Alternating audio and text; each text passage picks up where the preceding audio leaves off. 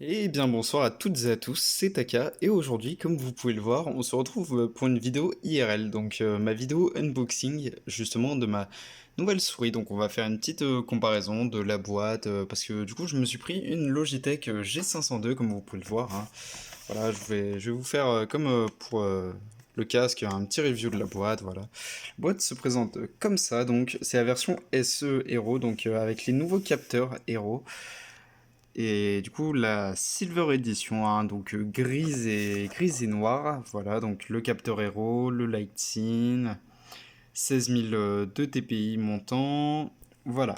Donc au niveau de la boîte, à l'époque j'avais une G502 Spectrum. Voilà, donc la G502 SE, et enfin la boîte est plus petite, je trouve. Oui, elle est bien plus petite. Mais la boîte est bien plus stylée, elle rend mieux. Donc voilà un peu voilà, hein, comment elle se rendait, la boîte comme ça. Voilà, comme ça. Et celle-là, voilà, comme ça. Donc on va passer à l'unboxing, voilà.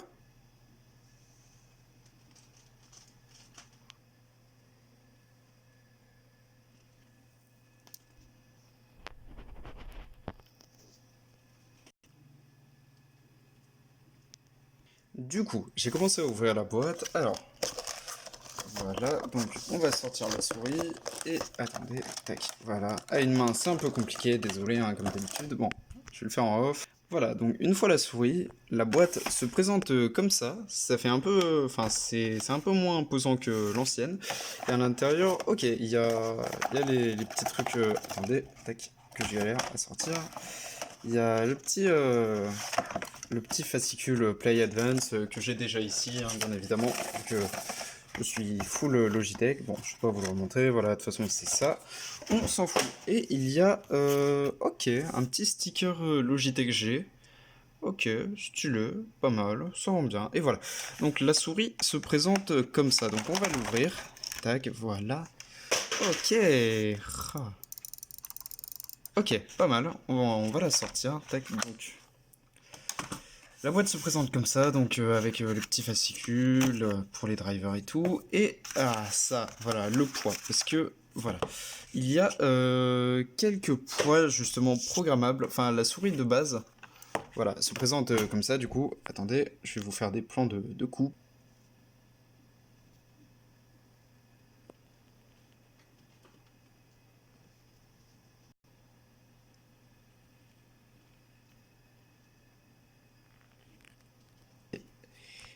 Et du coup, voilà, à l'intérieur de la souris, voilà, c'est la particularité de toutes les G502.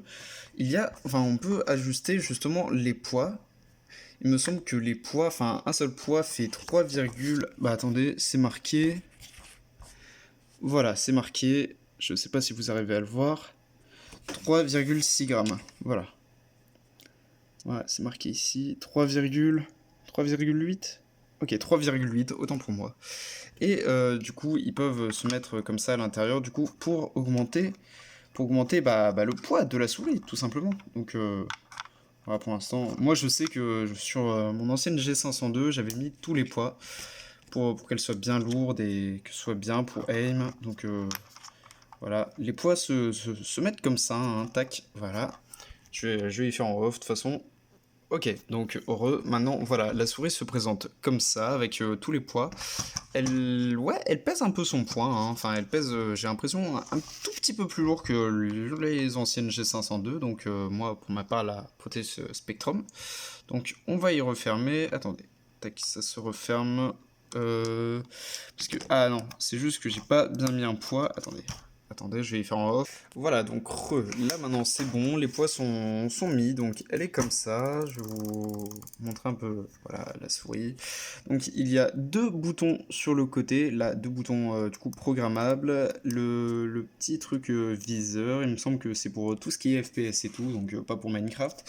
Particularité de la G502, c'est au niveau de la molette. Voilà, là la molette elle est crantée, vous pouvez bien l'entendre comme ça, et si on appuie, ça la débride. Et du coup, elle peut tourner très très vite, comme ça, je vais vous y montrer. Regardez. Et voilà, et si on rappuie sur le bouton, tac, ça la recrante. Et ça arrête du coup. Donc ici, il y a le bouton du coup pour les DPI, celui-là. Ah, le focus qui se fait pas. Et là, deux autres boutons, et sur le côté, il n'y a rien, juste des petits grips. Et la souris, par contre, elle est très agréable à prendre en main. Enfin, c'est comme les anciennes... c'est comme les anciennes G502, quoi, c'est la même. Donc je vais vous la brancher, et je vais vous montrer ce que ça rend, du coup. Aussi, petit point dont j'ai oublié de parler, mais c'est vraiment un très très bon point, c'est comparé aux autres G502, justement la Proteus Spectrum, le câble est un peu plus gainé, le câble est mieux, et pas plus long, mais il est mieux je trouve, et même là, au niveau du truc, au niveau du connecteur, c'est mieux je trouve. Voilà, donc la souris est correctement connectée, je l'ai mise ici sur le petit port de base. Et voilà, donc il y a un petit RGB du coup qui est pas très prononcé mais qui est sympa du coup sur la souris.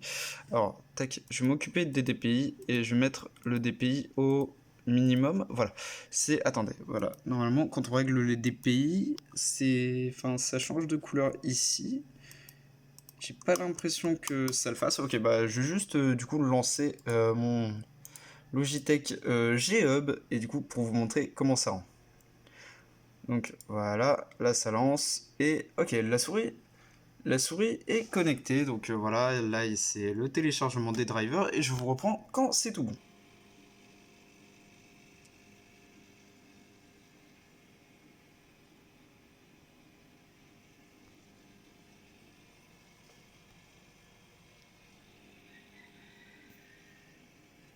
Ok, donc là j'ai relancé mon PC justement pour que le G-Hub reconnecte bien ma souris. Donc voilà, ça se présente comme ça du coup dans le Logitech G-Hub. Tac, voilà.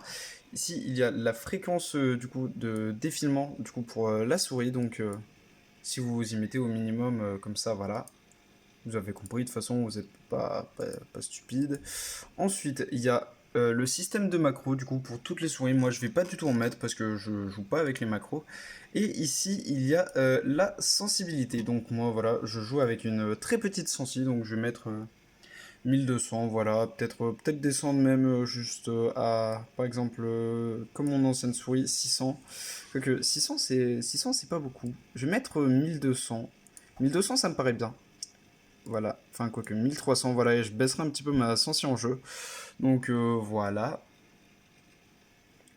Du coup, si vous appuyez sur ce truc, comme vous pouvez le voir, ça change du coup ça change de sensibilité, donc ça va monter à 2400, 3002 et 6004.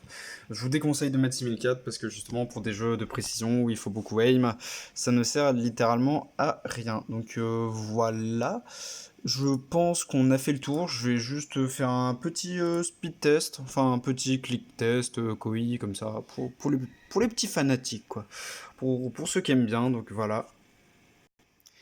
Donc voilà, le petit KOI click tester, hein, voilà. Vous ferez gaffe, par contre, si vous achetez cette souris, il faut savoir que le clic est très très très sensible et qu'on appuie vite dessus par mégarde, quoi. Mais vous pouvez drag click, moi je ne sais plus le faire, donc peut-être avec l'entraînement je le referai, vous pouvez butterfly, voilà. Donc on va recommencer le click test sans faire exprès. J'ai cliqué comme un mongol.